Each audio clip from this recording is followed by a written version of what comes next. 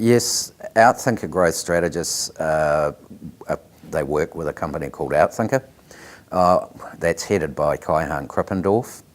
Now, Kai-Han Krippendorf is ex-McKinsey's. He was one of their top business strategists. And when he moved on, he and his team started to really work on a process to actually go deeper with strategy, but also to create disruptive strategy.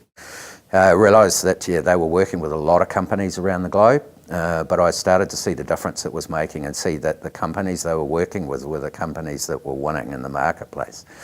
So that's why I was very interested in the process, but bringing it back once again to New Zealand, because I believe that's an area where a lot of companies here struggle, and some of my clients too get to a point where it's like we've got to actually think in a different way about strategy to come up with a competitive strategy that is going to jump you ahead of your competitors that they can't do.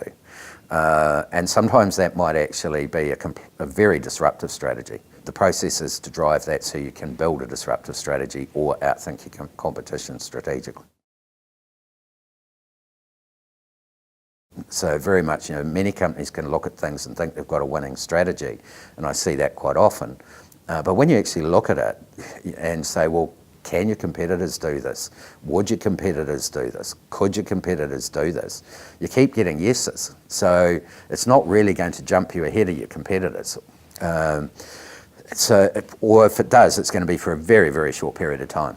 I've currently got a client who is executing a disruptive strategy, and what's really interesting is that started off as a pilot scheme within the company. It's been spun out of the company. It's now operating totally on its own, but they're very aware that that company may wipe them out. But they would much rather own the company that's going to wipe them out than somebody else own it. But what it means is that if they're going to get wiped out, then so are their competitors. So that's an example of disruptive strategy.